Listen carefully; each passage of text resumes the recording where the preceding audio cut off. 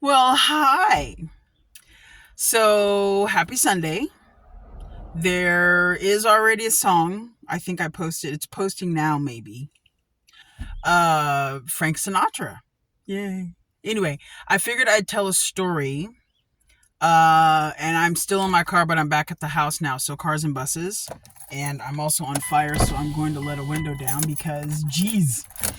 Um so I told this story on a video and then I deleted it because of reasons. And I think, you know what? Let's just tell the story. Teaching story, Fort Worth, Texas, years and years and years and years ago. Names will be changed because they were children and to me they're still my children. But, let's just change the names because that's a good idea. So I am a certified health and let's try that again. I am a certified health and PE teacher and a coach. Certifiable? Yes. Anyway, uh, PE class at a high school in Fort Worth, Texas. That's what I'll do. I'll do a high school. But if you know, you know. So anyway, I'm teaching, and this particular school had two different gyms, one in the main school building and then a detached out in the athletic complex area. So I'm in the main building, right? So we're upstairs in the gym doing our thing. And it was, I can't remember like what part of the year, early, so we hadn't like started doing things. I think it was because we were at the point where, not a lot of kids were dressing out for activities because, come on, no one likes PE class. Except for weirdos like me, and that's okay. So we're in class. And the way the gym works is you walk down the hall into the gym, big doors in front. And for this particular class, or for most classes, right as you walk in the door, it's two sets of bleachers on either side of you, and the court in front, and then windows all around, three sides. And so I had the PE staff at that time, you first walk in the doors, right there close to the sideline of the court is where the teacher's table was. So you walk into our back, and which is fine, kids to deal with, so it's no big deal. So I'm teaching and we're doing things and whatever. And I recently accepted a brand new student, and I think he got in there that day or yesterday or whatever, but he was new. So no clothes as far as PE uniform. And, tall kid is what I remember. And, he walked in his street clothes and he just had on a poofy jacket and I don't remember if he was wearing Dickies or not. Name of trousers, not blue jeans. He was wearing Dickies. So, that's a guy on a scooter. And that is a dope ass car. Holy crap! Woo! I love a good vintage car. And that was one. Yikes. Dude, drop the top. Sorry, it's beautiful. It's beautiful.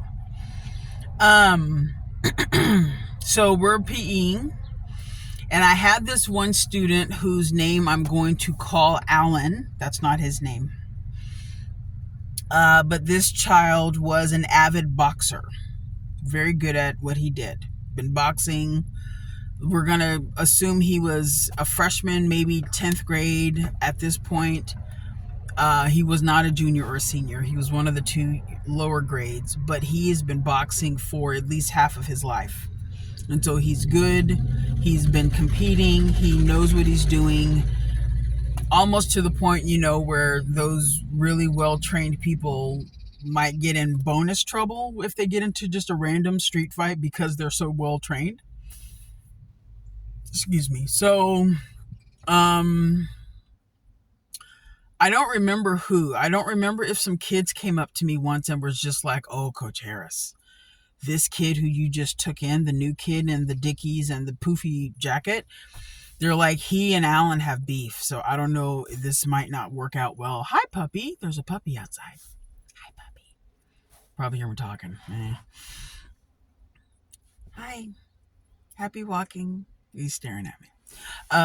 So they came up, they was just like, Coach Harris, these kids outside of school, these two, Alan and this guy, this new guy, there's beef.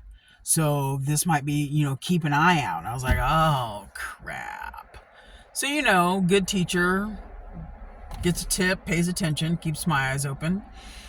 I think it was either that same day or the very next day that we had problems. So what had happened was, we're in class, we're doing our thing. I really think it was that same day though. We're in class, we're doing our thing, right? And this kid, I think Alan came up and said, hey, yo, miss, I need to go to the toilet. And it's that gym had a boys and girls room, like just outside. You go out the gym and just across the hallway was the toilet. So there they go. And I think Alan went to the toilet, and I think the new kid also was like, I need to go to the toilet. And I'm like, I don't really care. So go. And, they went to the toilet. They came back from the toilet. There was no issue that I was aware of. And life kept going on in the gym with the crazy and the, kids playing basketball on this side and soccer on that side and badminton in the middle, or just, it was just kids everywhere and me watching all of them so that maiming and death did not occur. It was basically my job at that point. Well, someone comes in, like an administrator, another teacher, somebody from the hall, hey, Coach Harris, we need to talk to you. Let's step outside, have words, we talk. And then all of a sudden the door bursts open. Coach Harris, come quick, they're fighting. And I'm like, oh God, now what? So I open the door, and you know how kids are, fight. And you crowd around and you make a big circle because everyone wants to watch. And back then there were no cell phones. So everyone got in as close as you could without getting swatted. And you watched, or getting smacked, because swatting now means a completely different thing. So I walk in and I see, oh crap, the fight crowd. So I run back out the door real fast, and I yell to whoever I see there, which I think it was this person I was just talking to, quick, go get a principal. And I'm yelling it down the hall, go get a principal, quick. And then I run back inside. Well, a couple of the guys in my PE class, I think they were trying to grab Alan and get him off of this new child who was pinned on the floor on his back. Alan had straddled his chest and was pummeling him Omni-Man style. If you watch Invincible, he was pummeling him Omni-Man style on the court. And I'm just like, oh, this is so bad. And so I think a couple boys grab Alan, not his real name, and, pull him up and pull him off. And of course, being in fight mode, attack, and he wants to go back and let me at him. And oh my God, I'm gonna, And so at whatever point it was, I jump in front of Alan and I bear hug him. And this is back when I was strong and could walk and could jump and do things. So, and I'm taller than him. Alan's not taller than me. Back then I was still 5'9" and I was still 5'10", and Alan is probably 5'6" or 5'7", and I'm sure he's grown since then a little, but I was taller than him. And at that moment I had to be stronger than him. So picked him up face to face, bear hugged around his rib cage, right? So I have his arms like flailing on either side of my head, just ah! So I pick him up and I walk him in bear hug mode, and he's flailing. I walk him to the furthest point away from the door, and that would be, as you walk in the gym, off to the far left corner, just far away. And I pin him against the windows and let him stand on his own 2 feet. And I keep at least one, and I have very, very big hands for most people, let alone a girl. I have really big hands for a girl. But I pin one of my bare paws on Alan's chest and pin him to the window so he can't, because he's and he's trying to get back at this kid who apparently the kid had brought a shank. Poofy jackets, stealth mode. Apparently, this new kid brought a shank and was preparing to stab Alan for reasons outside of school. I have no idea. Hence the fight. And Alan was just defending himself. It's just he's really good, and ended up pinning the kid and beating the snot out of him. And I mean, there was literal blood splatter. I don't remember if I ended up having blood on me. I think I did, though. But I had pinned him up against the window and, not letting him move at all. And even in his rage and his, desire to finish the job. And it took him a minute, and I'm like, Alan, dude, come back, dude. Yeah, Alan, yo, hey, what's up? And my right hand, I'm like, hey, yo. It took a minute, and he finally snapped out of it, came back to himself. His mind cleared, the spell broke, whatever you want to call it. He finally stopped, and he cracks me up. No. This whole time he was still in bear hug mode. And I'm trying to talk him down or whatever. And when he finally snaps out of it, he just looks at me and he leans down and kisses me he kissed me on the cheek. And he's just like, hi, Coach Harris, how are you? I'm like, what the hell? What was that? And so I put him down, and I still pinned him up against the window. That part is not false. It's just it happened later than I remember. But he cracked me up. He's like, dude, are you okay? He's like, oh, I'm fine. You're fine? There's a child laying in a pool of his own blood. You're fine? Yeah, I'm good. He tried to stab me. Okay. All right, so that is the story of my kiddo, Alan. Alan knows exactly who he is, even though his name is not Alan. But yeah, that was an interesting day in class. That was one of my first few years teaching.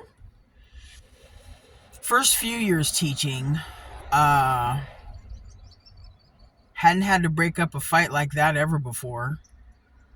And the way fights go now, I wouldn't want to ever again. But yeah, that was interesting. But he does remind me, I think I've already told this story. There's a guy in the state of Texas known to some people as Rat Ass. If you know, you know. I was at university in Abilene, Texas. And my friend was going to take me to pick up medicine for my cramps that have the habit of putting me in the hospital. I was in pain. And I was in pain. And Rat Ass decided it was a good idea to swipe her car keys and run around like it was a joke. And she could not catch him, but I could. The problem is when I caught him, and I don't remember doing this, I've been told the story. When I caught him by his neck. I also, in addition to my large, not really girl hands, I also have really long arms, like really long arms. And when I caught Rat Ass, I caught him arm extended. So I have his neck, but I have him at arm's length by his neck. And apparently I'm told that I had him at a level where his feet could not touch the floor, the ground. We were outside. And when my friend tried desperately to get me to put him down, she said she looked into my eyes to try and talk me down off the ledge. And she's like, bro, you were not there. I do not know where you were, but you were not there. You were not in your body at that moment. That is what happened to Alan. When I tried to get him to calm down, it took a few minutes. I was like, bro, come back, stop, attack, deactivate, whatever. He wasn't really there. So, I mean, I get it. I know how he felt. But, yeah. That kid cracks me up. The Alan, he's a really sweet kid. Most of my kiddos are sweet, but you know, some of them are crazy. What are you gonna do? That's why we got along so well, I'm sure. Anyway, Alan, if you see this video, I miss you, kiddo. I hope you're doing well. And to my dear friend, thank you for taking me to get medicine. I appreciate it.